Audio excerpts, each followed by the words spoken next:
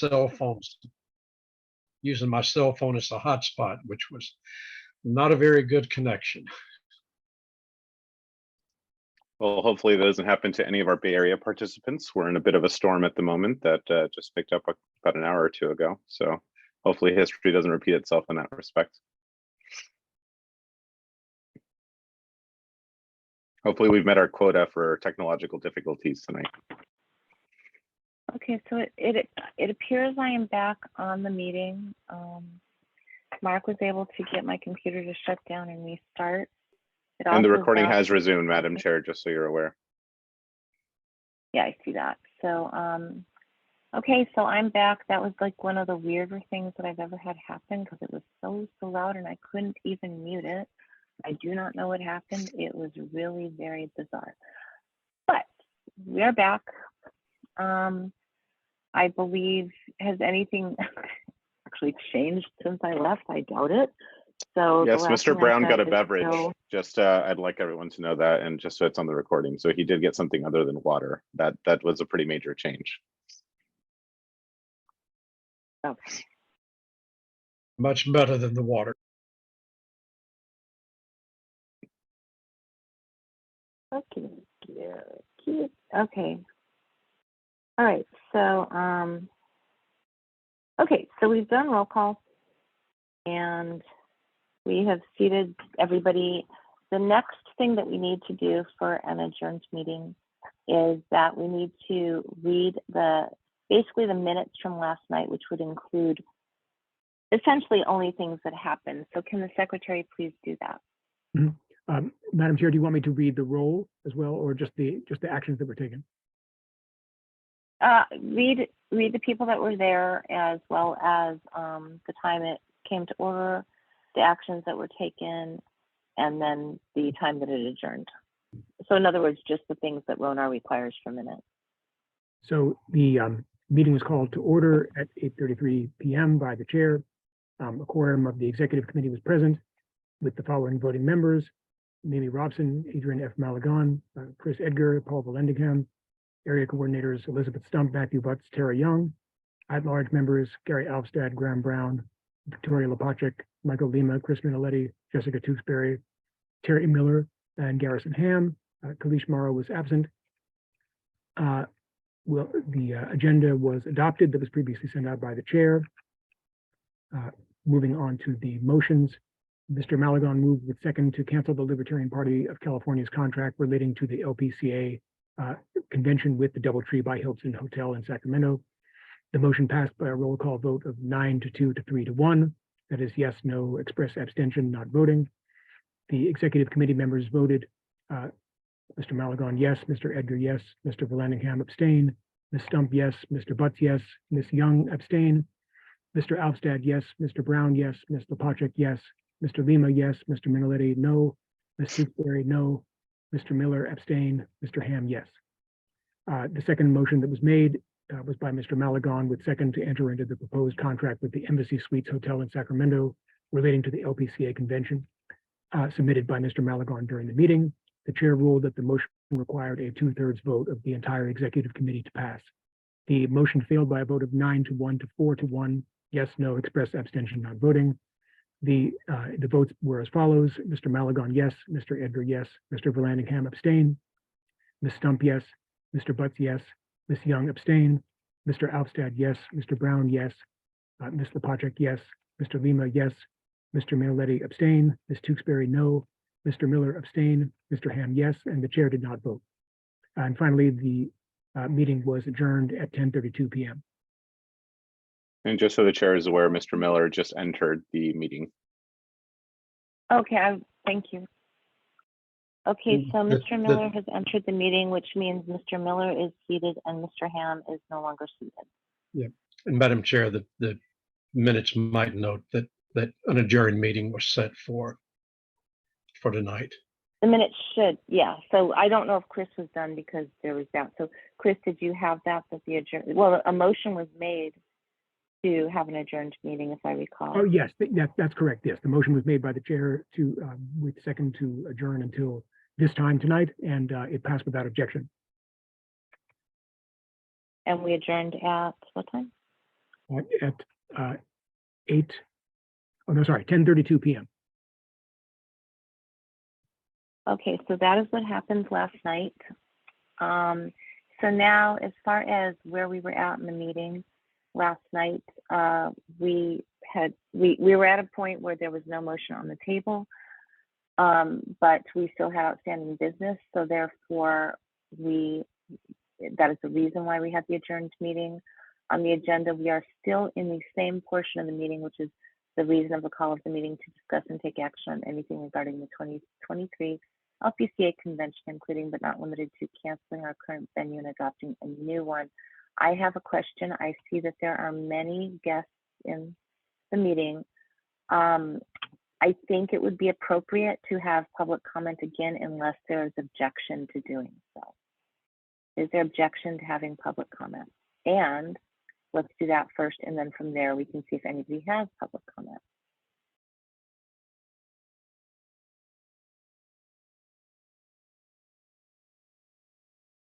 Okay, I'm hearing no objection to public comment. So therefore, if any of our guests wish to comment, please raise your hand and we will have public comment. The first hand that is raised, oh, Mr. Lima, because you're so good at it, can you do the 2 minute? Yes, Madam Chair. Perfect.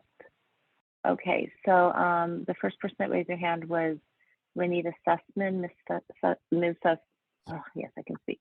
Ms. Sussman, can you please unmute yourself and do your public comment? Thank you. I support moving the convention to the Embassy Suites. I stayed at the DoubleTree a few weeks ago and I was not comfortable with the accommodations there. It wasn't the worst hotel I've stayed at, but I did not feel it was sufficiently clean. And I am not a neat freak, but I just wasn't comfortable. I'm also concerned about the quality of the Wi-Fi in the hotel, both for running the convention and because I will have work to do while I'm there. This issue could cause me to lose pay or have problems with my employer. I don't have a job where I can request time off, so it's important that I be able to work during my stay. We all have enough stress in our lives, and I think moving the convention will help assure things go smoothly that weekend. Please make your best effort to understand all the information being provided and to come to a conclusion tonight so that the Convention Planning Committee can get going on the important work that they have to do. Thank you. Thank you. Is there anybody else that would like to comment? You know, hands.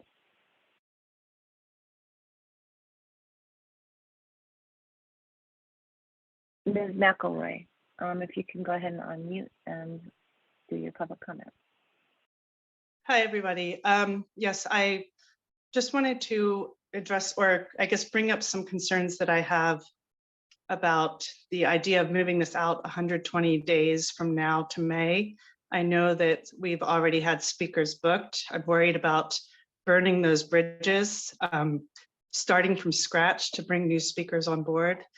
And I really don't see that as an example of the kind of professionalism that I would like to see this party have. So I just want to bring that up as my concern as a member. Thank you. Thank you.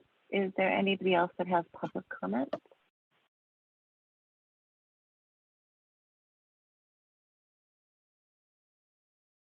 I am seeing no other hands raised. So I'm assuming that means there's no other public comment. Okie dokie. So public comment is done. So that brings us now back to the business of this meeting. Is there anybody that has anything to say? I see no hands.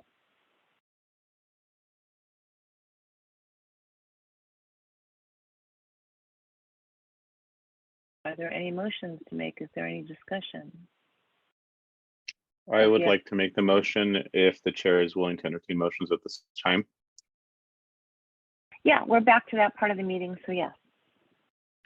With nothing pending, I move to appoint a committee consisting of one individual, Mr. Graham Brown, to adopt a new contract for the convention site.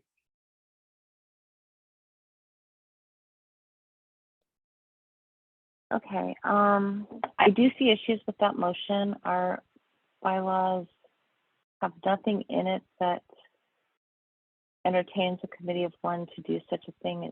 It's typically the convention committee that looks for contracts, and the executive committee itself that approves contracts and locations for committees. I did read the email that, well, I read an email earlier that explains the reasoning behind this.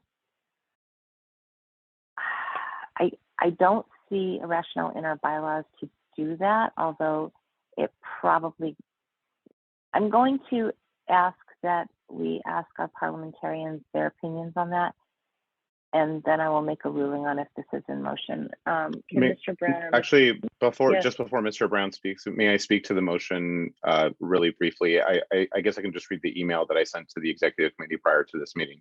I was hoping that someone would reply and that we'd have some sort of resolution prior, but I suppose that I can just read it. So just so that everyone on this call is aware, this would require a majority vote to pass. If this motion passes, then the committee of one could immediately recommend the Embassy Suites contract that failed to be adopted yesterday. This would basically allow us to reconsider the Embassy Suites contract I moved to adopt yesterday without technically reconsidering the same motion. Adopting the committee of one's recommendation would again require a 2/3 vote per our bylaws. If anyone who abstained or voted nay last night remains unpersuaded to change their vote for whatever reason, then I will move to adopt the original different contract with the Embassy Suites with the possible amendment of non-financially related clauses, which would be a lateral move financially and thus only require a majority to pass per our bylaws. So this is something I've had a lot of meetings, a lot of phone conversations, text chats since last night. And one of them was with parliamentarian Jonathan M. Jacobs, which some of you know as JJ. So I think that this is a solution that that should be satisfactory to everyone. I'll also just address very briefly, some people had concerns, some of my colleagues had concerns last night about the quote RUM convention. So there's a simple solution to that as well. I addressed this last night briefly, and I think it was also addressed by Ms. Purcell and some others in the chat, but I wasn't really keeping up with it. So I'll just go ahead, or it was misunderstood by some at the very least. So I'll just say that a possibility is that the chair and the secretary can and should call the convention to order on DoubleTree property, take the roll, move to relocate the convention to the Embassy Suites, and then adjourn. In the event that the chair is unavailable to fulfill this request for logistical or other reasons, I would be more than happy to step in as vice chair and do so. This would prevent any sort of malfeasance that was expressed as a concern last night by some of my colleagues. In the email, which I would be happy to forward to the public reflector list, I include Ronar citations as well as the articles written by Mr. Jacobs, the parliamentarian that I referenced earlier, who has written about this subject extensively. So just to make it clear where everyone's coming from, I did send this to the private list, to the Judicial Committee and the Convention Committee, hoping to get some feedback prior to today's meeting. No one provided feedback, so here we are, but I'd be more than happy to forward that to the public list once this meeting is over, or I can do it now, depending on what people want. But that is all I will say. And this would be the simplest solution, it seems to me, and we just don't need to be difficult about this. I think that this is a simple solution, but I will defer to the parliamentarian on the call now. So, Mr. Brown, you had your hands up, and I did ask your opinion on this. So I have some further concerns about other things, but Mr. Brown, what is your opinion on this? Wow. Okay. There's a lot packed into that. When I first raised my hand, I had a concern or was going to suggest a point of order about the committee of one to adopt the contract. And that's I think simply not in order. That's something only the executive board can do. There could be a committee of one or of any number to review a contract, recommend a contract, but appointing a committee of one to adopt a contract, I believe, is simply out of order and would exceed.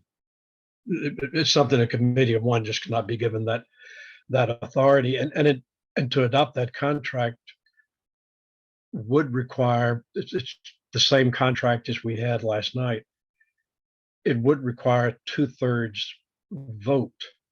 And if it's coming from a committee as a new motion, that would amount to renewing the motion, which you cannot do in the same session. But we're still in the same session as last night. I see several issues with this. I'm not getting into the rump convention aspect of it. That's something we can address separately, and that was not the point of my wanting to be heard. My concern is with appointing a committee of one to actually adopt a contract. Thank you, Mr. Brown. So part of a portion of what you said, I believe, is what I was thinking, which is, and if I've misheard the motion, then please let me know. And by the way, I was working today. I did not see your email until not long before the meeting because I was driving. So I apologize for that, or I would have probably looked at it sooner. I agree with Mr. Brown, and part of my ruling would be that the committee, there could be a committee of one, there could, but it would be only a committee that would be making a recommendation to the ExCom. It wouldn't be a committee that would be adopting and or approving a contract. So did I mishear that, Mr. Malagon? That was part of the motion? No, I believe that was implied. I just wrote that in the chat. So the recommendation is for the committee. It would be a recommendation given by that committee of one to the ExCom. They can't adopt anything. It would just be a recommendation of the adoption to the ExCom. So I just wrote that in the chat. And as far as Mr. Brown's point about it being still the same meeting and not this, the whole purpose of this committee of one is to circumvent this per RONAR and not have to deal with this. And this is a very amicable, easy solution to where everyone gets what, we'll let the ExCom decide again. Maybe people have decided to change their minds about this to make this easy, and so we can move on. So this is kind of an easy out for everybody. And I really hope that my colleagues jump on it. Anyone who abstained or voted no yesterday, I really hope that they take this. I think this is a very easy out for everybody, and it doesn't need to be this difficult. So that's all I'll say on the matter. Okay, so thank you for that. I tend to agree with Mr. Brown that this does seem like a reconsideration. However, I do see that this is a different way of going at it. I was going to say an old adage, but I'm not going to say because I don't like that adage, which has to do with cats and things. Ms. Purcell, do you have any particular thoughts on this? And then after that, I will go. Oh, well, actually, his hand went down, but Mr. Alstad had his hand up. But Ms. Purcell, do you have anything to say on this regarding the motion that's being made? And I ask these questions because I'm trying to be very thoughtful in making sure that we do this correctly. I agree with Mr. Brown. I would add a bit to the commentary. I don't think this is this does not actually accomplish some circumvention of the prohibition, because the prohibition applies to a motion which is substantially the same. So I don't understand if the goal, I don't understand what this committee of one accomplishes, because if they're going to come back and recommend the same contract which failed last night, we're in the same boat. The ball hasn't moved anywhere. So I also want to just kind of point out about Mr. Malagon's commentary, that even if you approve a contract at the new location and two people go to the old location, you're not eliminating the risk of a rump convention because you have no minimum quorum. That that sort of thing works when you've got a quorum that's not going to be achieved at the old location, but you can't stop people other than the two people you wish to show up there from showing up. And so just keep in mind, it doesn't circumvent that risk either. And under your bylaws, majority of the people who show up, even if it's a very tiny number, are sufficient to constitute quorum, and they might do something different than what you want done. So just want to make sure you realize that that element is still there. And I don't know of a way to eliminate that, but I do share the concerns of Mr. Brown about it being out of order. I think if you look at Robert's Rules 8:15, motions which are substantially the same are not a bypass for the inability to renew a motion which failed. It's also out of order. So I don't see how Thank this you for that. moves the ball. All right, thank you. So I have a couple things to say, and then I'm going to rule on the motion itself. We do have 3 hands up, Madam Chair, just in case you didn't see it. If that changes anything for you or matters. I only see 2. Well, I only see 2. Okay. Mr. Alvstead, Mr. Graham Brown, and Ms. Young. Okay, Ms. Young, I didn't see. I will allow, before I make my ruling, I will allow these 3, or anybody that's going to speak before I make my ruling, because then I can consider what others say. So, Mr. Alvstead. I actually had a follow-up. And by the way, I just want to, one moment before you speak, just so you know, if you're speaking about whether or not, this is not an appeal from the ruling of the chair. This is not anything on that, nor is this debate on the motion itself, because the motion has not been made yet, really, because it hasn't been ruled on if it's in order and has not been seconded. So this wouldn't be on a debate of the motion. This would be just general, the questions that are coming up about the ability to do what this motion does. And again, this is not an appeal from the ruling of the chair yet, because I haven't ruled. I'm just wanting to make sure that I hear from people before I do rule. So I just wanted to be very clear, this is not debate on the motion. Right, because Madam Chair, actually, you should make your ruling first, but this is not debate. I'll leave that up to you. But normally, you should make your ruling on the point of order first. But well, there was not a point of order. There was a motion, but you're correct. I really didn't. Let me finish my what I was going to say. I believe this is substantially the same motion.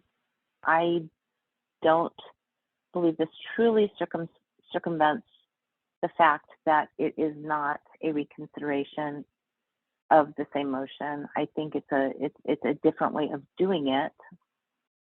But I don't believe that it meets the criteria in RONR to be a substantially different motion, which you can't do during the same group of meetings that create one session. I am going to rule this out of order. However, I am going to say that I do see gray area here. So I would allow an appeal of the ruling from the chair on this decision. And my decision is that this motion is out of order. If the chair will entertain, I have Mr. Jacobs willing to come on the call now to explain, and he can, all the parliamentarians can have at it. And before the chair makes a ruling, I think that would be beneficial for the body. I think that would be beneficial for the parliamentarians and for the executive committee. If that's something that the chair will allow, he is willing, if you allow him on the call, to explain why this is not out of order before a ruling is made. Well, okay, he's absolutely allowed on the call. He would have been allowed on the call at the beginning. I mean, this is an open meeting. So yeah, if he would like to join the meeting, that would be fine. I did previously open this for parliamentarians to chime in. So I would be more than happy to listen to Mr. Jacobs regarding this. Is he going to be joining the actual meeting itself, or has he done that yet? How's he doing that? I'm about to email him a link so that he can join. Does he have to register? Can I just send him the link that I used to hop in once I registered? He needs to register, but immediately after registering, he will get the link in the email to join. Okay, I will take care of that now. Please stand by. Yeah, Madam Chair, I don't think I don't think you addressed the part of the motion about appointing the committee of one to adopt the motion. I think that's a I serious did, flaw. I did actually address that, and I was corrected that it's not to adopt, it's to recommend. I was given the clarification that the committee of one would be recommending, not adopting. It'd be the outcome that would be adopting. So I did actually bring that part up. I will bring up one other thing since we're talking about this. I have already made my ruling. But being that we're doing this, I think it's worth the time to listen to Mr. Jacobs. I've not seen him join yet.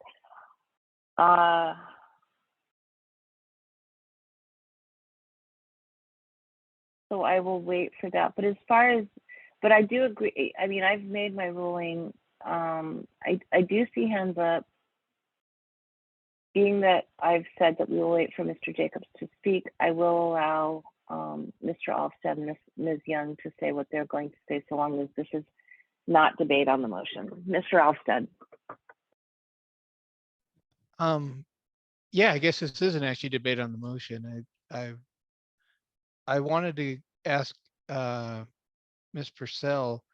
She talked about the rump convention, and I know that's a little off topic, but if we got a couple minutes, maybe she can answer this. Our bylaws say that the delegates to the convention have to be credentialed or approved by either the secretary or someone the secretary appoints. So without Mr. Edgar's participation, how could people have their own convention? It's exactly what I said yesterday. Okay, and I'm looking at the bylaws right now. I can let Ms. Purcell speak. I have some thoughts on this as well. But Ms. Purcell, would you like to speak to that? And then I'll give my thoughts on that. My understanding is that typically the credentials committee, to speed things up on day of, they pre-check credentials and generate a list for the credentials committee to work from. And so, you know, those people are cleared in advance. And that way there's less lookup of membership work to do on the day of, except for, you know, people that didn't sign up in advance, that sort of thing. So I think we have typically a lot of people that are pre-checked. Well, that is true, but I have another portion to say to this. So if you look at so the credentials committee itself only exists as a special rule of order. And in the convention rules, which are also essentially rules of order, it talks about the secretary credentialing. But the bylaws itself, bylaw 19 convention, says that the party shall hold an annual convention of delegates of the state central committee convention to conduct such business as may properly come before it, blah, blah, blah. The executive committee shall be responsible. Delegates, and this is the part that's important, delegates to the convention shall be current state central committee members and shall either hold public office or shall have been state central committee members for 90 days prior to the convention. Notwithstanding the above, each executive committee member may seat one person. All delegates in good standing shall be eligible to vote on all matters except elections and endorsements. Voting shall be conducted by voice vote and so forth. Nothing in our bylaws talks about credentialing or the secretary being involved in that. Those are rules of order. So the reason why, in my opinion, the issue of the rump convention comes up is because if we decide, and I'm just gonna, I don't know if JJ is on this, or excuse me, Mr. Jacobs is on this call right now yet, but like in the example in the article that I read, he was talking about a situation of a organization that had a specific quorum requirement as far as numbers of people that are quorum. Our bylaws do not have that. Our bylaws simply say that quorum for our convention is a majority of those registered for the convention. So if we have an idea of saying we're going to have 3 people show up or 2 people show up to the DoubleTree by Hilton and call the meeting to order to adjourn it, there's nothing that says that 15 or 20 other people or even 5 other people could show up and they could vote to do something differently. So I think that the question here isn't so much, and you know, and I'll let all of the parliamentarians weigh in on what you just said, but our bylaws themselves do not talk about credentials committees. Our bylaws themselves do not talk about the secretary. Our bylaws just simply say that central committee members are able to be delegates at our convention. Well, the And that, convention you know, rules say. Oh, I'm sorry. The convention rules say each day's quorum shall be a simple majority of those delegates registered for that day. Right? correct. And those, That's and rule 2, again, section 3, and convention then rules, right. and rule 1 says, no, I'm sorry. Rule 2, section 1 says each delegate shall register personally at the convention with the secretary or a duly authorized representative at the convention with the secretary or a representative. So without the Correct. secretary or one of the secretary's appointed representatives, you cannot register. So you cannot have a quorum. Can I just, because I thought I addressed this, but I'm just going to say this, and I will let the parliamentarians weigh in on this. Our convention rules are that they are rules of order. They are not bylaws. Those can be suspended. Bylaws cannot. They can easily make a motion to suspend the rules to not have the secretary and or the credentials committee have anything to do with that. So This is people the that aren't problem with registered at the conventions. convention, people that aren't registered with the convention could just come in and suspend the rules?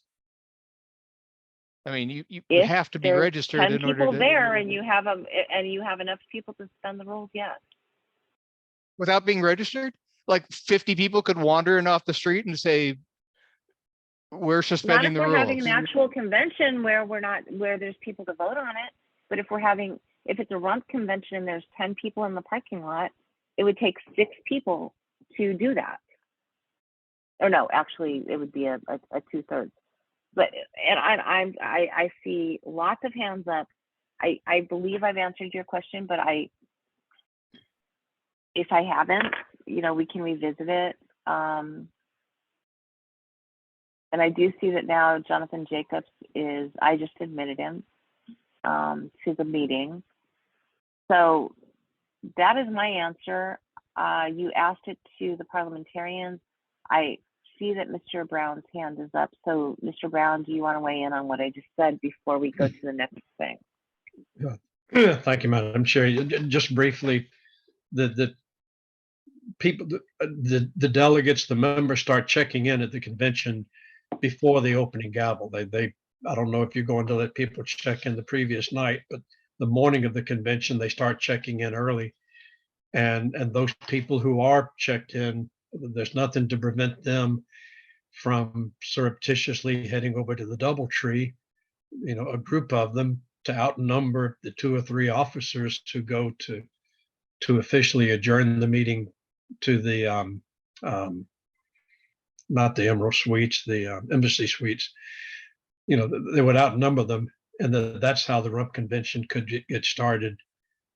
In addition to possibly those not being registered, but they could actually show up at the Embassy Suites, register early before the gavel, and then head over to the DoubleTree. They're just some risks with a rump convention, but that's aside from the issue of change of the convention at this late date, simply violating the bylaws. But that's all I have to say on that point.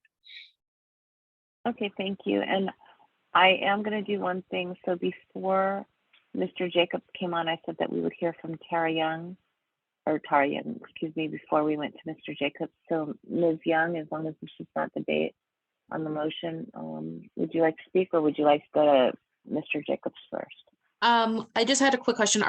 The motion is still on the table, correct? No.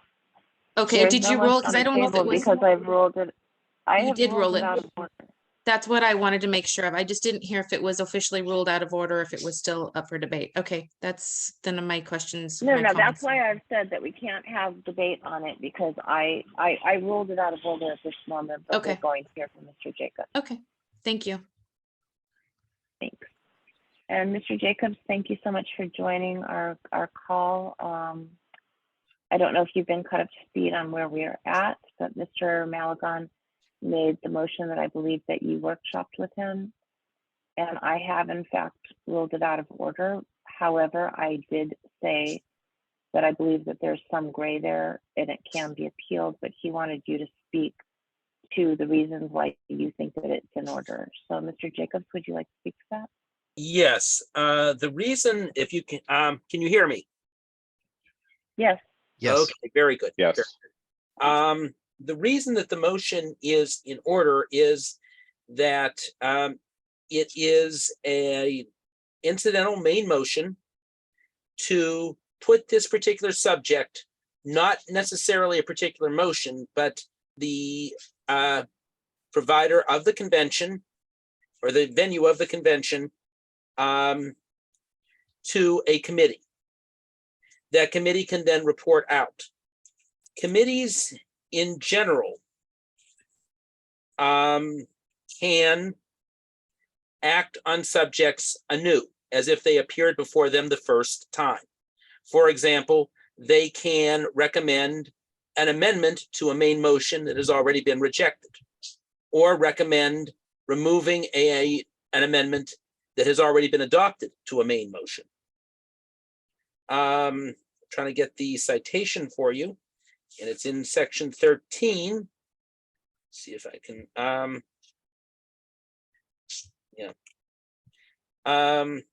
1319, or would be actually 1320. Is the Roberts citation for it. That generally applies to a subsidiary motion to commit, but it would certainly apply to an incidental main motion to commit as well. So that you could treat this as coming out as a new motion de novo.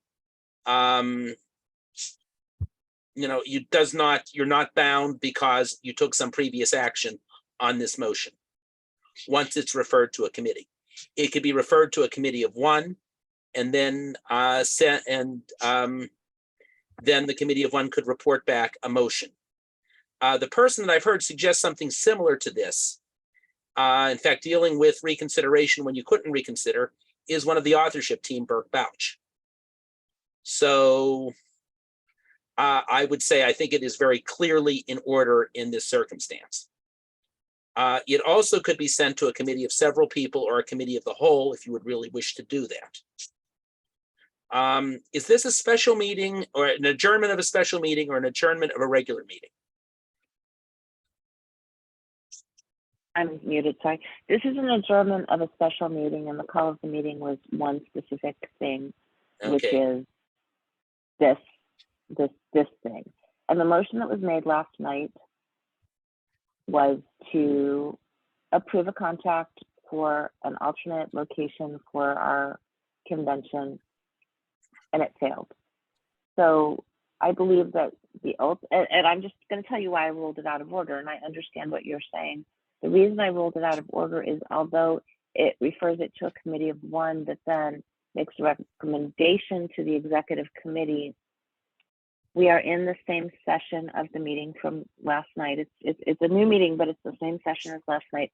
Therefore, per Ronar, it would need a motion to reconsider. And the motion that would be before the executive committee is essentially the same motion that failed last night. And therefore, I do believe that it would be a motion to reconsider, even though we're doing this dance of creating a committee to refer it. That's the reason for my ruling. Madam Chairman, if I may. Yes, sir. Okay. I'll just read this. Let's see. A committee, this is from 1320, a committee to which a resolution or other motion has been referred is free to consider, recommend for adoption its own amendments to the referred motion, recommend amendments to affirm, et cetera, without regard to whether or not the assembly, by either adopting or rejecting the same amendments or motions prior to the referral, has effectively voted against making such changes or taking such action. This does not apply when something is referred to a committee. Now, in this particular case, the item that is being referred to a committee is the consideration of a motion or a consideration of drafting a motion to deal with the holding of the convention, the venue. But it can be renewed and it does not need to be taken via a motion to reconsider using this particular method. Committees can operate like that, and they can ignore something that happened even in the same session.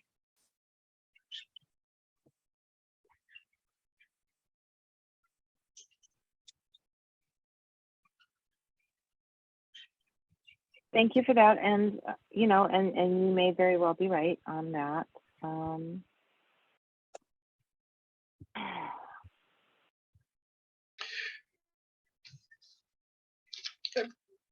Madam Chair, I do think JJ makes a valid point on the fact that that the recommendation from the committee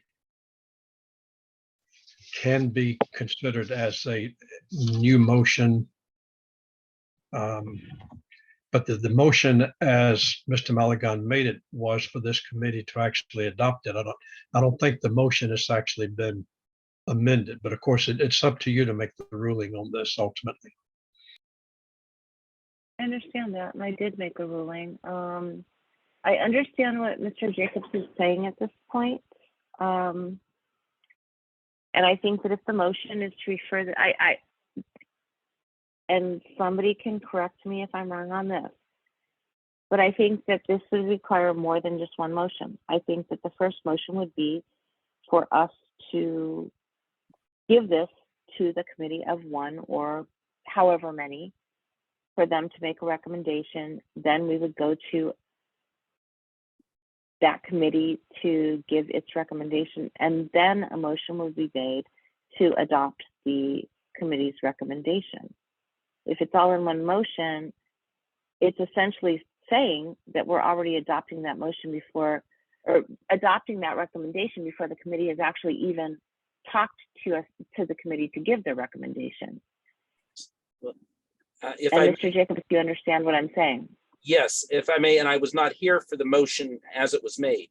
My recommendation would be that the motion be that a motion to have a committee of one consider the contract be made, and to report that the committee of one will report back, of course. And then whatever is reported could come back as it was a new motion, even if it was considered during this session at a prior time. And yes, I agree with you there. I think that the way that the motion was made was it had both things in one motion, at which point it's not a new motion.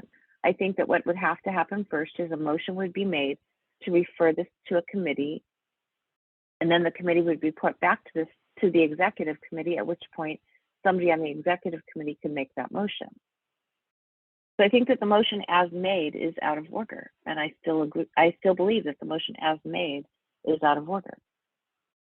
If I may, could the motion be modified to be in order? The motion has not been seconded. I ruled that the motion was out of order. It could just be accepted that my ruling is correct, and somebody could make another motion.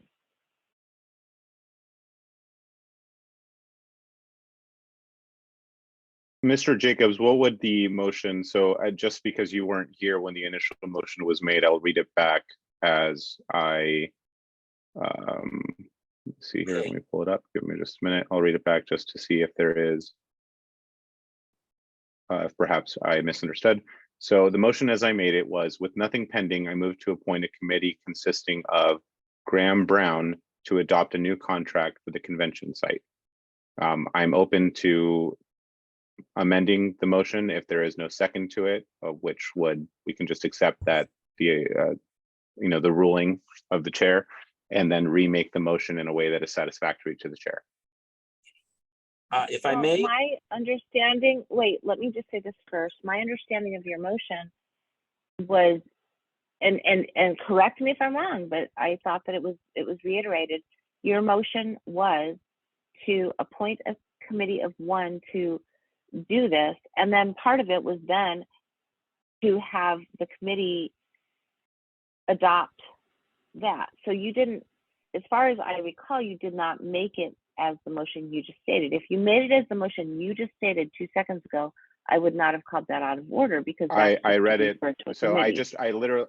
I read the motion as I sent it to the email to the executive committee. I then spoke on the motion as to why that was happening and what we were doing and why. So the motion, as I just read it right now, was the motion that I read earlier because I'm reading from the same email that I sent the Judicial Committee, the Convention Committee, and the Executive Committee. So nothing has changed in that respect. Perhaps there was a misunderstanding or perhaps you misheard, but that's the motion as I And read that's it before. possible because of the whole thing that happened with my computer. That is possible. And So, just to be clear, he should clean up the word adopt and change it to recommend, right? I Correct. Yeah, agree. and The that was word the other adopt part, needs was to be that they changed. adopt, but that was the other thing that I said was wrong with it, is it said that the committee was adopting the contract, which they cannot do, only the executive committee can adopt.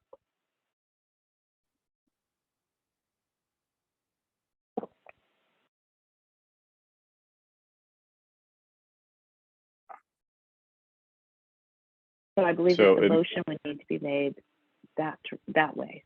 So is the motion in order as I read it or not, or does Mr. Jacobs have a suggestion as to how it should be reworded? I'm I kind of would lost say- at this point. if I may, Madam President, Madam Chair, I would strike out the word adopt and put in the word recommend. Thank you. I agree. Okay, so I'll accept the ruling of the chair as that being out of order, and I would like to make a new motion. And if the chair will allow me to make a new motion. Yeah, that's in order. So with nothing pending, I move to appoint a committee consisting of Mr. Graham Brown to recommend a new contract for the convention site. Okay, that is in order. My only question there is what the vote threshold is on that. But I think that it is still part of the call of the meeting because it was all things convention. It should So be I the believe that majority that if was I'm not the case. mistaken. Can I finish my sentence, which is, even though there was not advance notice for the wording of that motion, it's still part of all things that have to do with the 2023 convention. So therefore, it would only require a majority vote. That was what I was about to say. So the motion has been made. Is there a second? Second. Second. I believe it was Mr. Brown that seconded first. So it's moved by Mr. Maligan, seconded by Mr. Brown. Is there discussion on this motion? I see hands up. So first we will go to Mr. Minnelli. Thank you, Madam Chair. I think you already answered my question, and that was whether it was in order to create a committee. And it sounds like it is. Okay, Mr. Brown.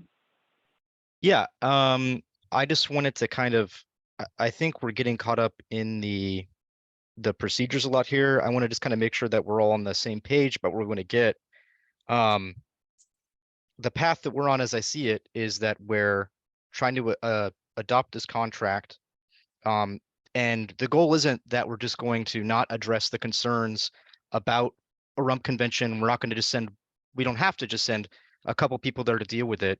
I think if there's concern about it, we should talk through how we need to do that process. It seems like we could alleviate that concern or address that concern in a variety of ways. And it seems like the most extreme example would be we have the entire XCOM show up in the parking lot or the lobby of the DoubleTree, and we film it, and we all, you know, prove we're there, and we show that we're calling the meeting to order and we're moving it right now. If that doesn't satisfy people, if people don't believe that's adequate. Sorry, what's that? That wasn't me, that was somebody else, Oh. somebody that's on meeting. But Okay. I understand what you're So I just saying, wanted and to, I just don't wanted to lay out the kind of, necessarily debate on this motion. I okay. think that that's periphery to this motion, but being Well, that I you said think, that and asked this question, I think ahead. that's what this motion accomplishes. That's why I was speaking to this. okay, well, the motion itself is to appoint a committee. That is what we're debating at this point. As far as what needs to be done next, I think that there are other steps that need to be made. I believe that one of the steps that needs to be made tonight or at some point is that we need to make a motion to rescind or amend something previously adopted, which is the motion that this executive committee passed to hold our convention at the DoubleTree by Hilton over the weekend of February 18th and 19th. And that needs to be amended to change it to holding the convention over the weekend of that same weekend at the Embassy Suites. I believe that that needs to be made because right now we have a motion in place with notice requirements to have it at the DoubleTree by Hilton. I believe that the calling to order at the other location is what we do to alleviate the fact of notice. But I still believe that we need to make that motion and there needs to be the provision that we're going to do that. So we haven't gotten there yet. We haven't gotten to the executive committee adopting the contract yet. Where we're at right now is a motion to appoint a committee that would then report back to this committee. That's where we're at right now.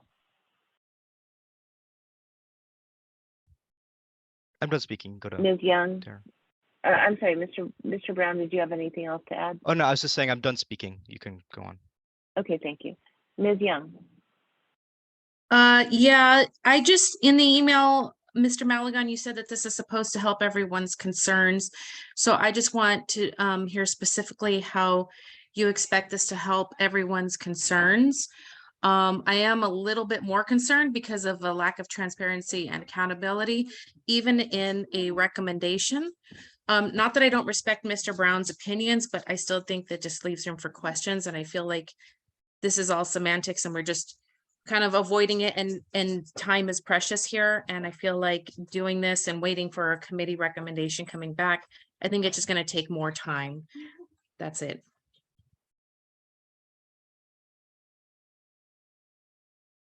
I don't know if that was addressed to me. Ms. Young just said she had questions and then didn't ask any questions. And so I really don't know how to respond to that. Sorry, I think everything I has will be been clear. specific. Yes, if you could do me a favor and please just tell me how appointing this committee of one is supposed to help my concerns, because as of right now, it does not. I don't know what your concerns are. I don't read minds, Ms. Young. What are your concerns? Well, you told me and you said in the email that you sent out that this should help everyone's concerns. So I was just wanting to know exactly how that would be. So again, what are your concerns? What specific concern? The concern is that we wouldn't be able to revisit this for the majority of people. I can't speak for everyone. I said it should alleviate concerns. What concerns specifically do you have that I can help alleviate before we move to a vote? That's Ms. okay. Young, I will let you yeah. answer that, but I believe that this is going into a back and forth, which is not part I of agree. debate I for agree. this particular motion. Mhm. So, my earbuds are dying, but at least my computer isn't. So, okay, is there any further discussion on the motion currently, which is the motion to appoint a committee of one to make a recommendation to the executive committee on the contract with the Embassy Suite? Okay, I see no further discussion on that. So can the secretary please take? Actually, if I could make one comment, Madam Chair, in debate on this, I believe the intent is for the committee to make the recommendation at this meeting. It's not for Mr. Brown to go off and deliberate and then come back at a subsequent meeting. If that clears up any of the issues that were just raised. That's correct. No, I understand that. This is for us to appoint a committee, and then the committee will report back to us And I believe that it would still be in order in the call of the meeting because this is everything that is the 2023 convention for that committee to report back immediately. I don't think that that's part of the concern unless I'm mistaken on what other people are saying. But yeah, I don't think that, I mean, I don't think anybody thinks that we're going to adjourn to another time and day, or, you know, to adjourn this meeting to another time and day of the same session to hear back from the committee. It sounds to me like the committee has already made up its mind. So right now we're just simply voting on whether or not the committee is going to be appointed. That is the motion. Agreed. Okay.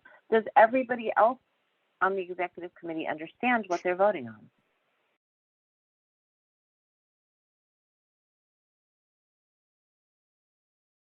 Okay, I'm hearing nothing there. So can the secretary please take the roll on this vote? Yes, Madam Chair. We'll start with Mr. Malagon. Aye. I will vote yes. Mr. Vallandigham, I will pass. abstain? Okay. No, he passed. Pass is different than abstain. You need to go back to him at the end. I see. Okay, thank you. Mr. Butts, Aye. Ms. Stump, Aye. Ms. Young, No. Mr. Alvstad. Aye. Mr. Brown, Aye. Ms. Lepacek, Yes, please. Ms. Lima, excuse me, Mr. Lima, Aye. Ms. Morrow. Yes. Mr. Miniletti, No. Mr. Strawn is not here. Ms. Tewksbury, First, you would go to Mr. Miller, who's the alternate seated for Mr. Strawn. okay, fair Is enough. it mixed use? I'm Mr. sorry? Go ahead. Is it mixed Tewksbury a not alternate? She's an at-large, so wouldn't she get the vote first? No, she passed, and Mr. Miller is not considered an alternate at this point. He is seated on the executive committee as an at-large because he is in place of Mr. Strawn. Mr. Miller would be first, and then it would go back to anybody that passed. Did you say that Ms. Tewksbury passed? Okay, I didn't I hear that. didn't pass. No. Yes, that's why I was confused, I Madam Chair. was muted and I was about to unmute when I heard you were going to the next person, which was fine. But I didn't pass. Okay, so what is your vote? Okay, I thought you said pass. No, I So what is didn't your vote? speak at all. Okay, what was your vote?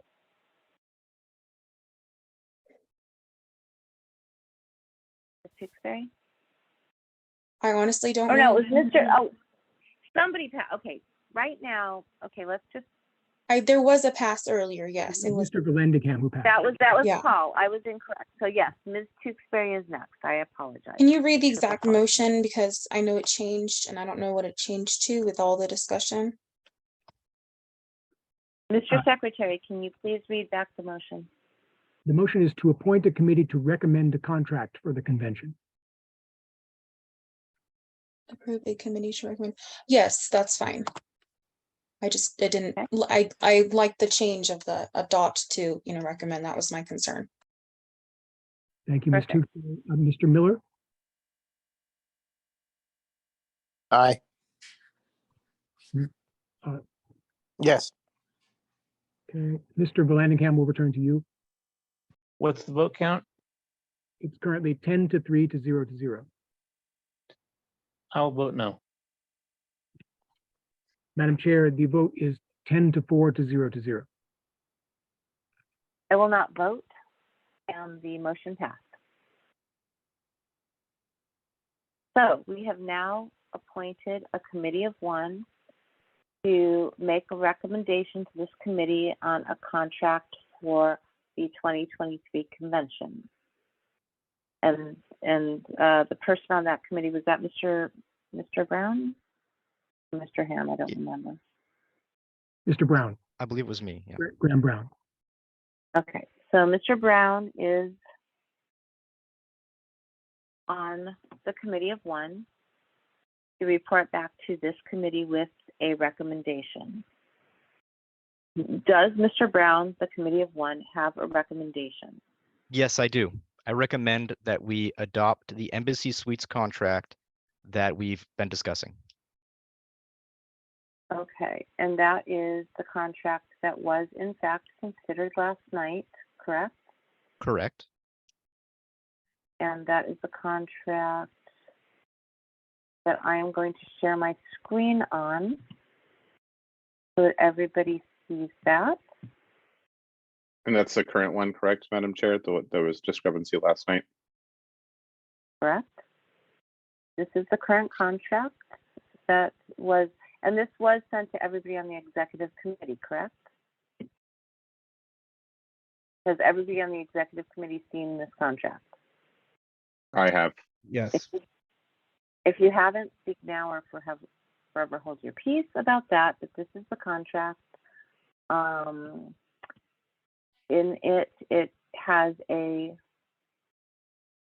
them providing 50 room nights for each day of the convention, the 17th and the 18th. It only gives us shoulder dates for the 16th. I notice it doesn't give us shoulder dates for the 19th. It's not typical. They're giving us all of the meeting space with a fee of $3,000 for the meeting space of the business room. The total anticipated revenue to the hotel for this contract is $44,939.45. The attrition for the room nights, I believe, was 85%. Is that correct, or is it 80%? I'm looking for it right now.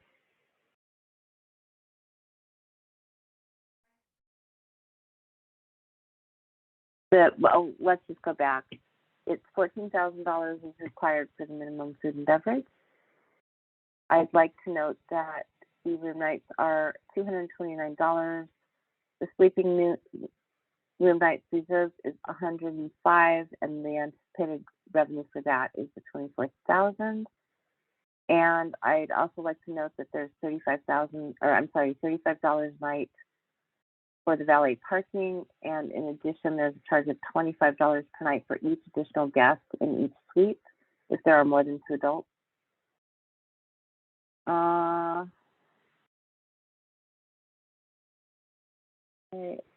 Is there any questions? Or actually, let's just go with this. Is Mr. Brown? This is your recommendation is to approve this contract. Is that correct?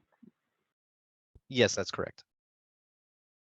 Okay, and I think that the most relevant portion here is that if we are now 6 weeks out from the event, if we were to cancel within 29 days of the event, we would owe $44,939.45. The attrition is 80%, which would mean that we would have to have 80% of the 105 sleeping rooms, and if we did not meet that criteria, we would have to pay for those sleeping rooms. So that is the recommendation of this committee. So that then leads us back to the meeting. Is there? Right now, we have nothing on the table. There is no motion on the table.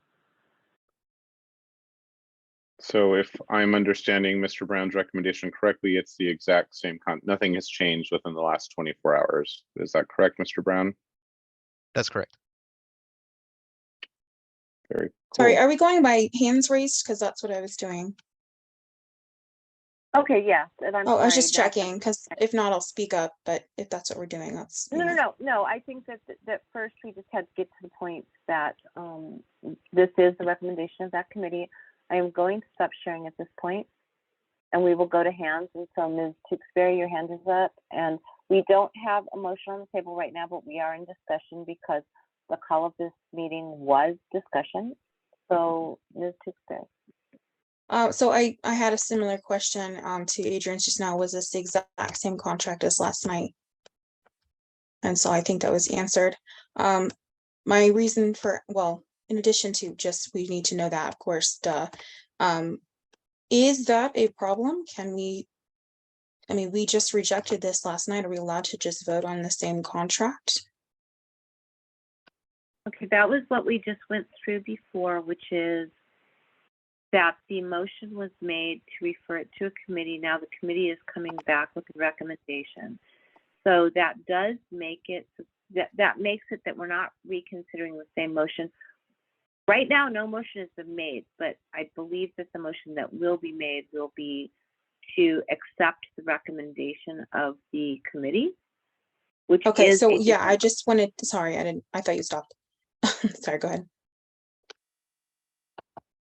No, that's it. This is a Okay. different motion because the motion that will be made, which hasn't been made yet, would be to accept the recommendation. Right. So yeah, I just wanted to clarify that is the wording of the motion is what mattered, not the actual contract. That's all. Okay, thank you. Yeah, and we haven't gotten there yet because no motion has been made. Right now, we're just simply at the committee report. I think Mr. Brown had a comment. I wanted to make a motion. If, why don't you? I see his hand. I was waiting to make sure that Ms. Tewksbury was done. So, Mr. Brown, I see your hand is up. Yeah, I wanted to just kind of open up the discussion a little bit here and hear if kind of ask everybody else if they have concerns still about the rump convention or they have recommendations about how to handle such a move between the DoubleTree to Embassy Suites. I think that we should be able to find a solution. I mean, we want to have the convention somewhere. I think that it's a bad idea to push it out 120 days for all the reasons that we've talked about already. But if people still want to discuss that idea, or if people still have concerns about the rump convention, or maybe I'm missing something about the rump convention, I'd like to hear maybe what I'm missing about it and hear out those concerns people have. Like I said earlier, maybe it wasn't the right moment for that, but what I was trying to say earlier was that I can't imagine that we can't find a solution where maybe the entire XCOM shows up. We could film it to show that we had the meeting there. We started the meeting at DoubleTree and moved it somewhere else. It seems like there has to be some way to mitigate this issue. That's kind of what I want to open up discussion. Does anybody have thoughts on that or anything that they want to say, concerns that are unaddressed? Okay, well, thank you for that. Right now, I see nobody's hand up. Right now, we do not have a motion on the table. Madam Chair? Yes, sorry. Mr. Edgar. Oh, yes, I move to the recommendation of the committee consisting of Mr. Brown that was just given. Okay, so a motion has been made. I will second the motion. Okay, and it's been seconded. So a motion has been made by Mr. Edgar, seconded by Mr. Malagon, to adopt the motion of, or I'm sorry, the recommendation of the committee to adopt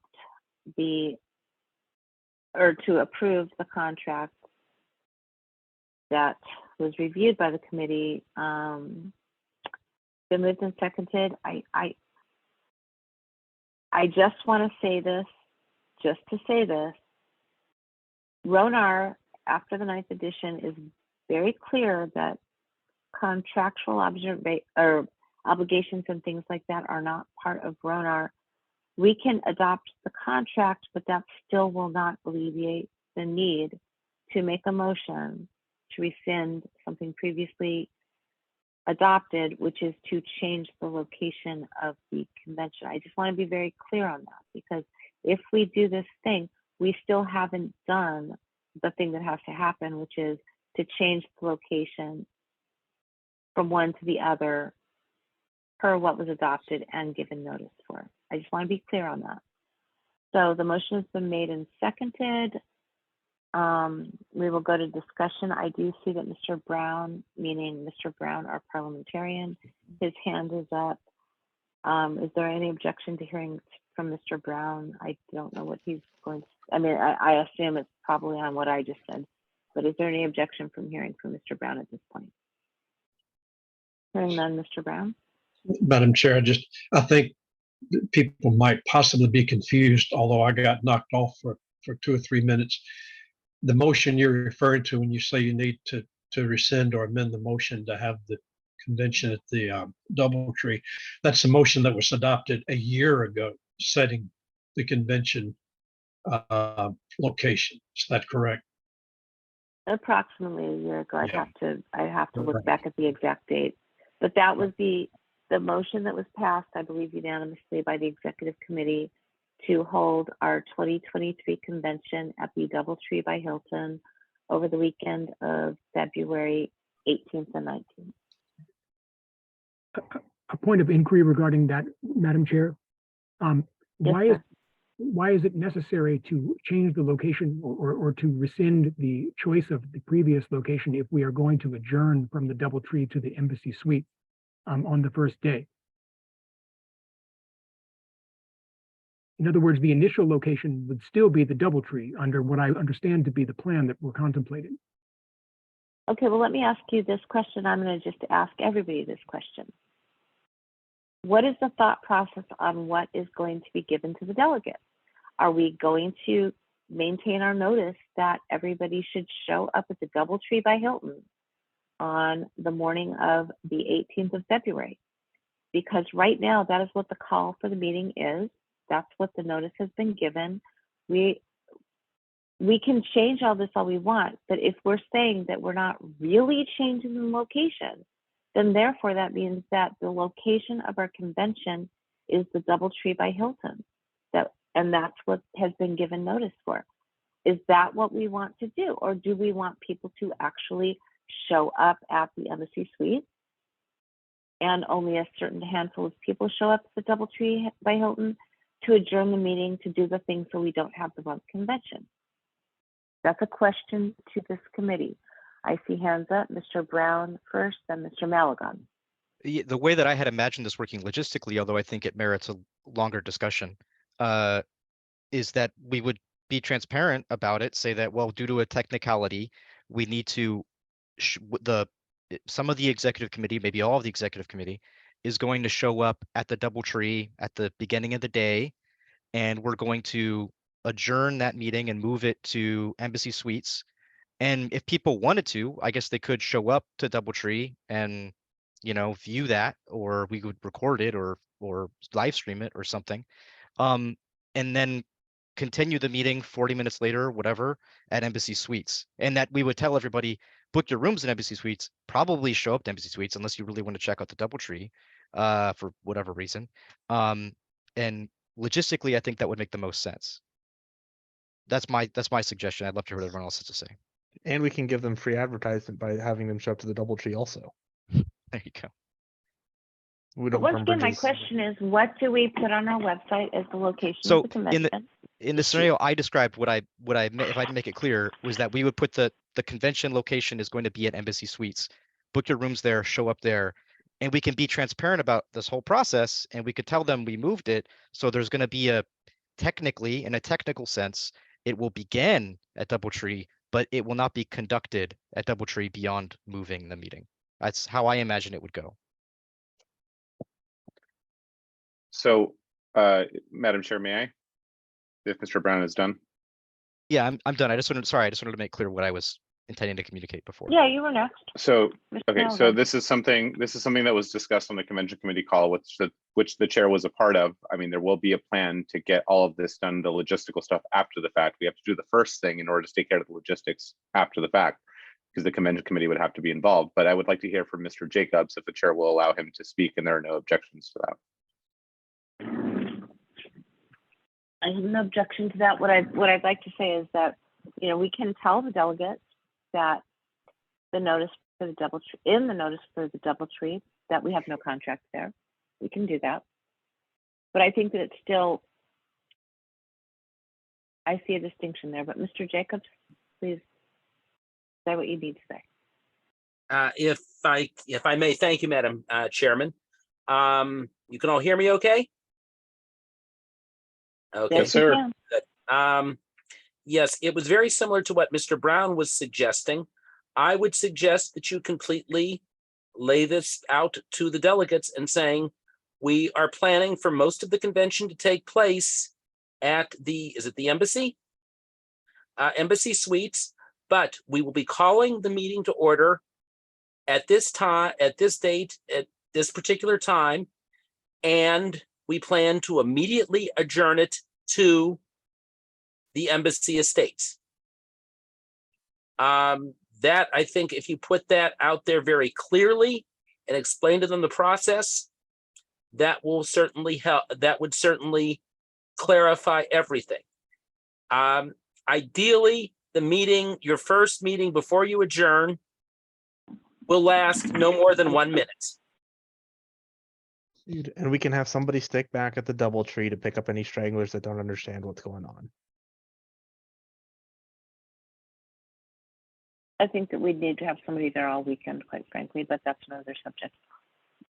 All right, the next person whose hand is up is Ms. Tewksbury. And right now we are in, well, yes, the moved and seconded, we're in discussion. Some of this was kind of gone over, but those were my things too, we're advertising something on the website currently. Well, I haven't checked it today, but the DoubleTree, officially speaking, it starts at the DoubleTree. Is there an issue with then also telling them, oh, we're planning to do this other thing, go this other location, we have a contract, we're paying money, all that? I just feel like there's, I don't know, it's a gray area with ethics or something. The other thing was, I like that you mentioned that we need to have someone there all weekend, because I agree, that was the other thing I was going to say. If we end up doing that, that's what happens, but I think that it would be very important that the entire time from the start to the finish of the 3 days, 2.5 days, that whatever notice is being left at the DoubleTree is left there the entire time, or person, or whatever method is determined. But yeah, I'm just glad that you mentioned it. I think that was all I had right now. We could possibly even tell the DoubleTree's front desk that we moved locations. I would imagine we would inform them. Yes, we also cannot require them to assist us. I don't know if anybody's aware of that. I'm sure some people are. I'm just saying, I'm throwing it out there for the members more than anything else, because that's our job. Again, as Ms. Christopher pointed out last night. So just, I understand, just to address some of these concerns for public comment here. Ms. Christopher addressed this yesterday. We are working with the DoubleTree. They have transferred everything over. They are both Hilton companies. They have agreed to help us do everything. So they will inform people. This is all something that will be taken care of after the fact. This has nothing to do with the motion on the table. Adrienne. Right now, we have cross. I had another point someone had mentioned. I was interrupted while I was speaking by two people. Yes, you can. Yes. You can still. One person mentioned we can have someone there to, I don't remember the exact phrasing, but to me it sounded along the lines of help get them from one to the other. I don't know who's volunteering to do that, but whoever's volunteering to do that, go you, because I'm not volunteering to drag people back and forth. And then that just gives you time that you're not in business. But if someone wants to volunteer, that's a great idea. Okay, thank you. Are you done? I just want to be sure. Yes, I will lower my hand. Sorry, not used to that. Oh, no worries. The next person whose hand up is Ms. Young. I'm going to address my concern about the rump convention part, just because that's the topic that we're discussing right now. I just am really concerned about the communication and the chaos that might happen. I just don't think that, I mean, I understand the process. Everybody shows up quickly, done, we move it to the other one. But like we're saying, it's like somebody would have to stay there, or you're wanting the hotel staff to direct people. But my thing is that, I mean, we've all been to our conventions. They get crazy. Sometimes there's chaos. Sometimes people don't understand what's going on. So just when it's the nature of when there's big crowds, is that there might be miscommunication, and it's the possibility to possibly disenfranchise our delegates. And that's the last thing that I would want to do.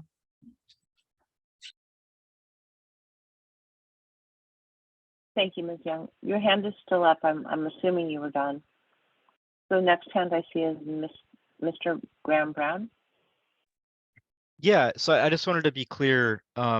It's a good point to point out that we would need to make sure everyone knows, like, I'm not sure if you were implying people would be like going to the DoubleTree because they didn't hear that we moved the convention or something like that. I think that we should definitely, and I don't think I think it's also very achievable that we do a lot of outreach efforts to make sure that those people who, particularly those people who booked rooms at DoubleTree, but everybody who tends to go to the convention should know that the location has been moved. And I think that we definitely part of this whole process would be communicating all that. And I think we talked a little bit about that yesterday, and I believe the convention committee had discussed calling everybody that had booked rooms already. But I just wanted to make sure that was clear. Thanks. Thank you. Mr. Buck. Hang on.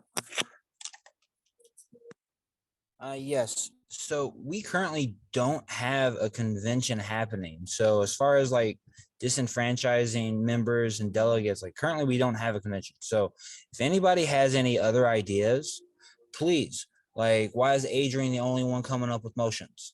Like, can somebody else give a motion for us to do something and instead of shooting down the only person that has ideas?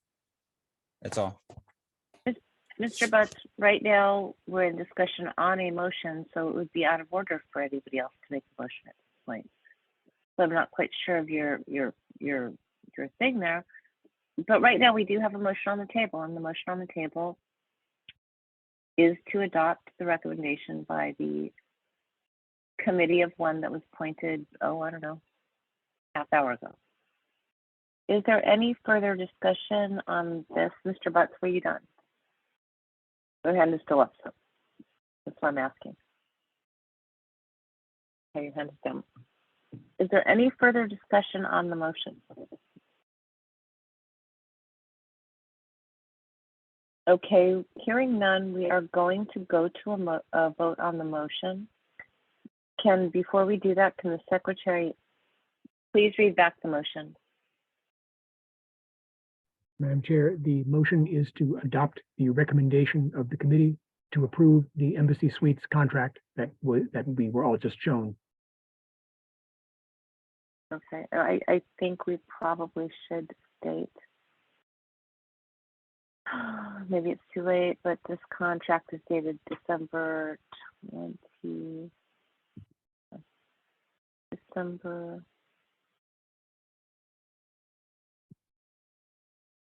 No, they're all they're all dated December 22nd. So I think that it should, just so everybody is clear, this is the contract that I was sharing, which shows the total minimum and anticipated revenue of $44,939.45. Okay. So we are now, does everybody understand what they're voting on? And this requires a 2/3 vote, correct, Madam Chair? Correct. Does I everybody would like the understand what they're secretary voting to on? read back the motion before we vote. I thought he just did, but we can do that again. The motion is to adopt the recommendation of the committee to approve the Embassy Suites contract. Thank you. It just seems that people need to have things repeated, so thought I'd go ahead and do that. Yeah, we just did that, but does anybody not understand what they're voting on?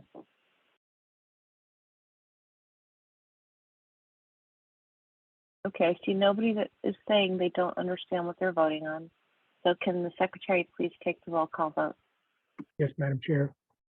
Mr. Malagon, Aye. I will vote yes. Mr. Vallandigham, Pass. Mr. Butts, Aye. Ms. Stump, Aye. Ms. Young, No. Mr. Alstad, Aye. Mr. Brown, Aye. Ms. Lepacek, Yes. Mr. Lima, Aye. Ms. Morrow, No. Mr. Minnelletti, No. Ms. Tewksbury,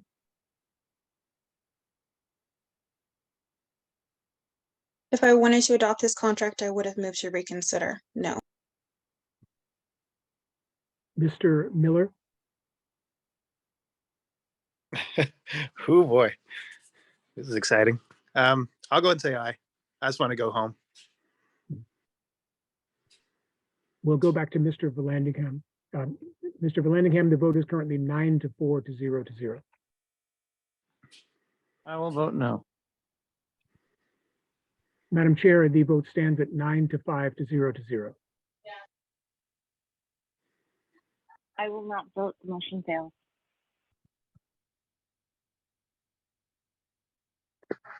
Madam Chair, I move to adopt the old contract from the Embassy Suites, the one that you incorrectly screen shared at last night's meeting, in order to, that would just require a majority because there would be no financial discrepancy there. It would be a lateral move. There will be less rooms available, but we will have a venue in which to hold convention. I am calling that out of order because currently the. I appeal the motion ruling of by- the chair. I think we just need to get Let me past this. finish. I appeal the ruling of the chair. That's fine. Let me just finish what I'm saying. The reason I'm ruling it out of order is because we have been given a more updated contract, which is the contract we just voted on. I believe that saying that we're voting on some old contract is not necessarily the contract that is currently available from the hotel. We are able to take any contract that we want from them. They want our business. So I appeal the ruling of the chair. Okay, that's fine. All right, is there a second for the appeal of the ruling from the chair? Second. Who was first? Because there was two people. Mr. Graham Brown was first. Okay, Mr. Brown was first. So it's been moved by Mr. Malagon, seconded by Mr. Brown to appeal the ruling of the chair. To reiterate, the reason why I'm ruling that is because we do have a more current contract, which I was corrected on last night. That particular contract does in fact have the difference in price of $4,000 above our budgeted item, as well as being above the previous contract. I think that to go back to an older contract without any kind of assurance is not necessarily a correct way of doing things. So that is the reason why I am ruling the way I'm ruling. We will now go to discussion, and just so everybody understands how this works, because we haven't done it for a while, the chair speaks first, which I just did. We go to discussion. Each person can speak once, the chair can speak twice, and the chair can speak last. So I see first Ms. Tewksbury's hand up. Well, two things. I want to obviously be looking at it right now because I don't know if I have that or not, and I don't want to dig through my emails. And the other thing what you mentioned is unless we have in writing from them that we can accept that old contract, and again, I will just want to see it, then I don't know how that's a valid contract. Typically, once it's been amended and both parties have agreed to this is the, the current reiteration, that's what's available. So at least in my experience, if I'm wrong, obviously that's possible. But like I said, I just want to see that that's okay with them, because otherwise we're voting on something that, may not even be an option. So we need to know just for sure that it's an option. So yeah, I need to know that in order to move forward with that. And of course, need to see the contract. Thank you so much. Thank you. Next person's hand that is up is Mr. Edgars. Madam Chair, this goes to the rationale for ruling the motion out of order. The rationale appears to be that the committee cannot accept this contract because it is not currently being offered. I don't think that has a basis, or let me rephrase this in the form of a question. Would that have a basis in RONAR? Because that appears to be a matter of contract law as to whether there is a valid offer/acceptance, rather than a matter of whether parliamentary procedure is being followed. And therefore, I question whether that is a ruling, an appropriate ruling that the motion is out of order. And that's what you guys are deciding right now, is if it's an appropriate ruling. I ruled it that way because last night I was corrected that the contract I was sharing was not the most current contract, which is why Mr. Malagon at that point shared the most current contract. So going back to a previous contract, under my understanding, is not necessarily a contract that's still on the table. But I understand what you just said. I shouldn't have had to speak to this, and I shouldn't probably have. So that is your argument to rule against my ruling. So thank you very much, Mr. Butt.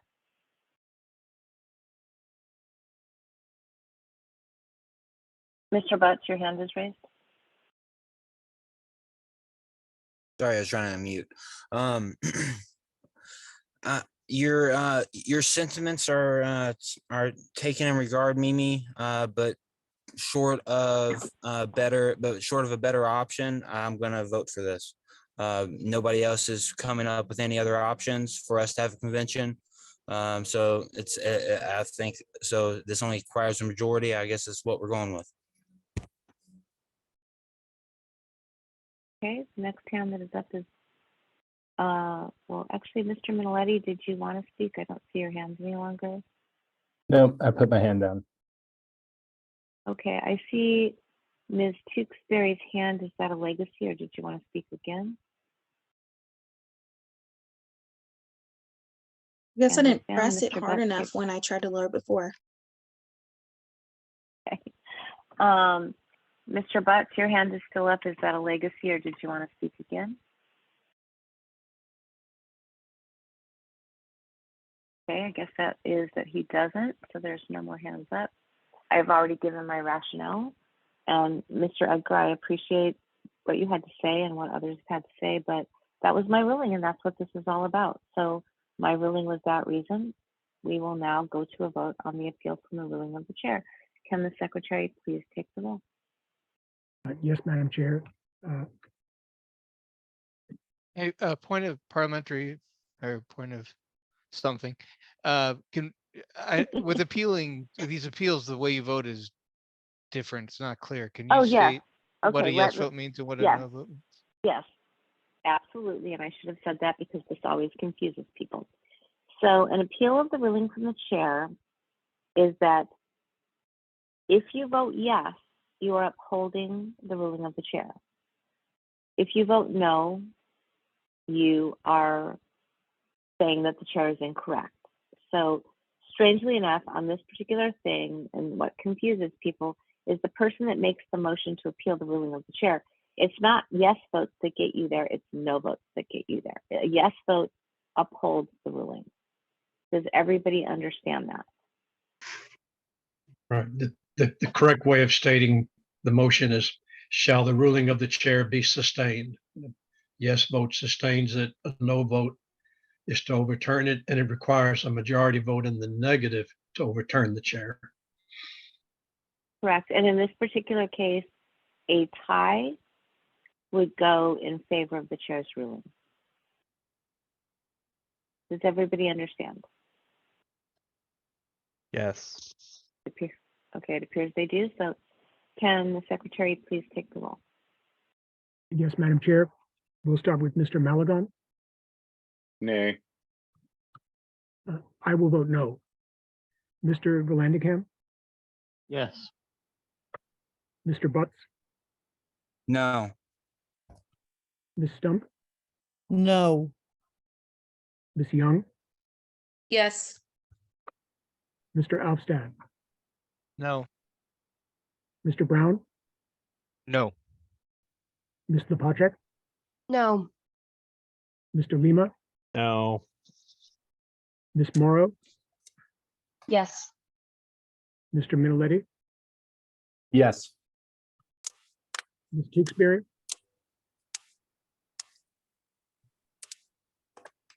Ms. Tewksbury, you're muted.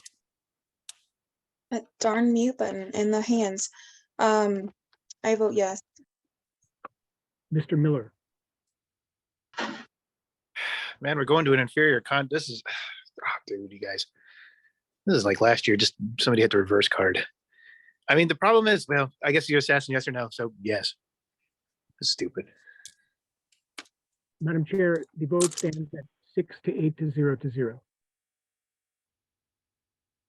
Okay, that is enough to overturn my ruling. I will vote yes to uphold my ruling. That makes it 7 to 8 to 0 to 0. Madam My Chair, is a ruling new has been motion, confirmed. is a new motion necessary, or are we going back to the original motion? My ruling has been overturned, so the motion has been made to adopt the older contract. And was that seconded? I don't recall. I believe I it was second seconded it. by Mr. Oh, I thought it was Mr. Graham Brown. It but wasn't me Mr. that Lima. it wasn't me that seconded it, but I will second it if it does not have the second.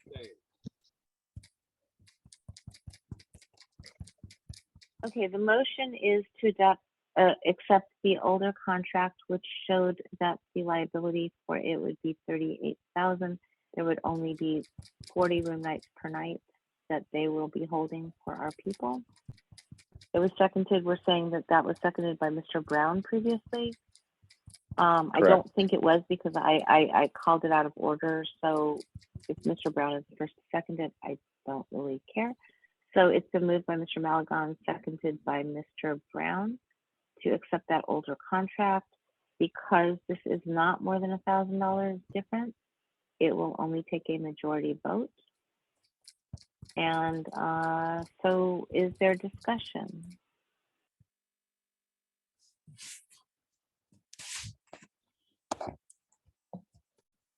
Okay, I see no discussion, so we will go to a vote. Does everybody understand what they're voting on?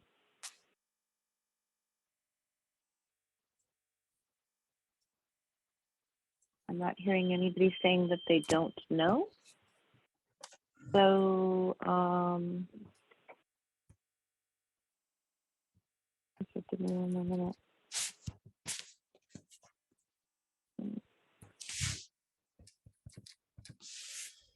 I'm sorry.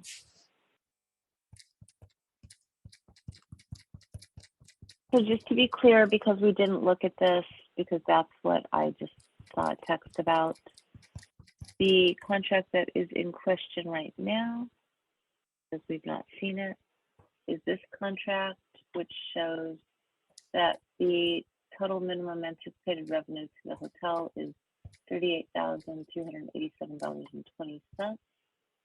The budget for our convention was $40,000, so that is less than that. The last contract was the same amount, I believe. I think it was the same exact dollar amount. So it's the same. This does not take into consideration any additional expenditures that will be required because of the change of venue. So that is a motion. Is there any questions, concerns, or can we go to a vote? Sorry, where was this shared? Well, let me share the screen right quick because I Would you be believe able to that send the actual, not just a screen share, but like email, PDF, something? I think that we should all be able to look at that and have it, not just on, no offense to a screen share, but I just don't think that's enough.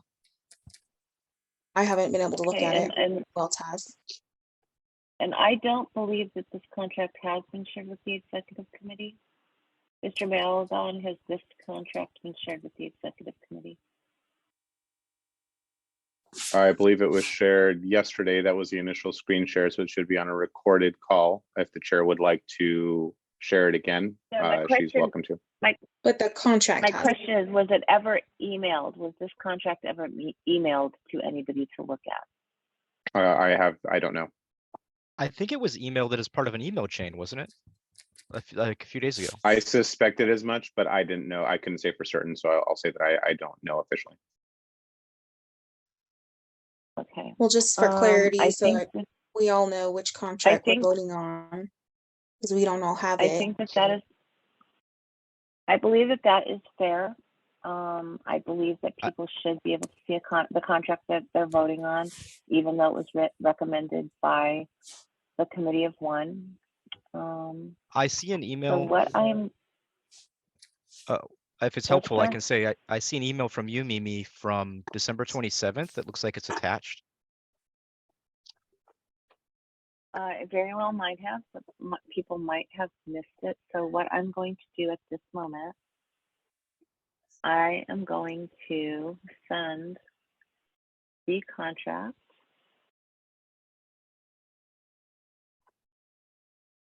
to the list so everybody can look at it at this moment.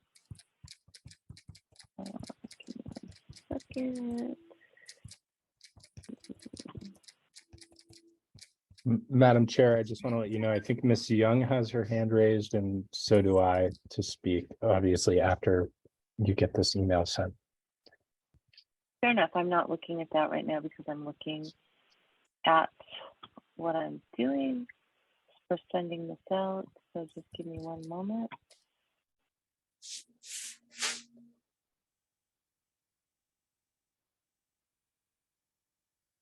Make sure it's the right one. Okie dokie.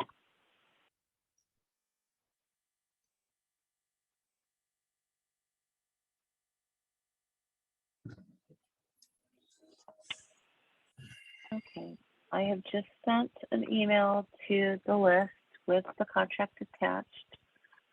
Everybody should get that pretty much right away. I'm going to say that before we go to a vote on this,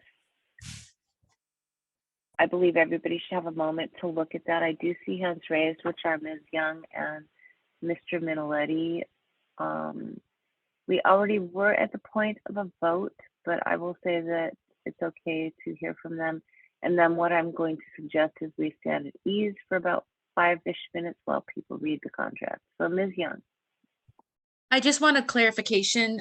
So this vote basically is just debating between the contracts. This isn't actually adopting this contract. This is just determining between the first one or the second one. No, the motion is made to adopt this contract. It's not a debate between the two. We've already, the last motion failed, which was to adopt the previous contract, which had the additional room nights and the additional expenditures.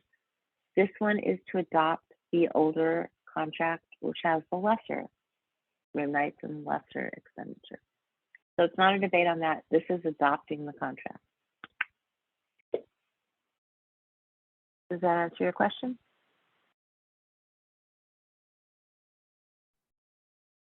Let me take a step. Yes, Mr. Minoletti. Yeah, I just had a question. I understand that the difference between this contract and the previously adopted contract by the XCOM are the same or low or within the lower vote threshold to just require a majority. But I want to be clear, adopting this contract, I don't know off the top of my head how many room nights the party is on the hook for, but adopting this contract because of the nightly rate difference is going to put additional financial burden on the party. And so I want to know if you can provide an estimate of what that additional burden is. Well, actually, I think that it's exactly the opposite. So the original contract was for 55 room nights, and we had 85% attrition. This contract is for 80 room nights, and we have 85% attrition. What this means is that we only have to, they're only guaranteeing us 80 room nights, and they're not guaranteeing us any more than that. So if we run out of those 80, they will give us additional rooms based upon availability. I believe, I'm not sure, and I believe it will be at the same contracted price, but I'm not sure. But this is actually a lesser commitment of funds, which is why it only requires the simple majority vote. Sorry, yeah, maybe I misspoke or didn't present that in the best way. I'm talking about the rooms that the party is going to have to pay for, like the speaker rooms. That doesn't change anything. Okay. So for all of our speaker rooms, we are going to be paying approximately $100 more per night for each of those room nights. I think this was brought up last night. I believe that we have somewhere around 25 or 30 speaker night room nights. So that's going to be an additional expenditure of the party of, you know, $2,500 to $3,000 for those room nights.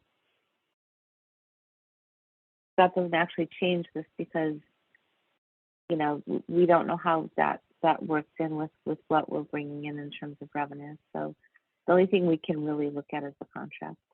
Got it. So Does it's that more answer your question? hypothetical right now than, than actual. Right. Yeah. Thank I mean, right now with the speakers, we're going to spend more for their night. That is an absolute fact. But what we're voting on is the contract, and the contract itself is not more than $1,000 of what we budgeted for what the previous contract was. So therefore, that's why it requires only a simple majority. Got it. Thank you. Okay, so has everybody had a chance to look at the contract at this point that I emailed?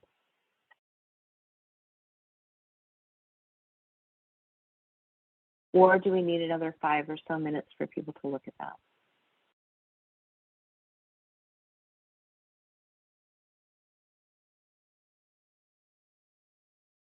I'm hearing nothing, so I'm assuming that means that everybody is comfortable with going to a vote at this point.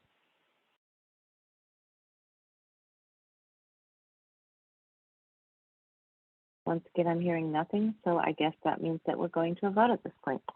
So, Mr. Minnelli, can you please take the roll call vote? This will only require a simple majority based upon. You mean Mr. Edgar? You said Mr. Minnelli. I mean, Mr. Edgar. I said I got the wrong last name for the Chris.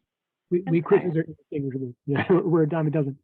All right. Mr. Edgar, Mr. Secretary, can you please take the roll call vote? And also, I was looking in a minute ago, Mr. Edgar's hand was still raised, but it's down. So, anyways, Mr. Edgar, Mr. Secretary, can you please take the roll call vote? Certainly. Mr. Malagon, Aye. I will vote yes. Mr. Vallandigham, Pass. Mr. Butts, Aye. Ms. Stump, Aye. Ms. Young, No. Mr. Alvstad. I think you're muted. Oh, I said aye. Can you hear me? Yes, I heard that. Thank you. Mr. Brown, Thank you. Aye. Ms. Lepacek, Yes. Mr. Lima, Yes. Ms. Morrow, No. Mr. Minnelli, No. Ms. Tewksbury,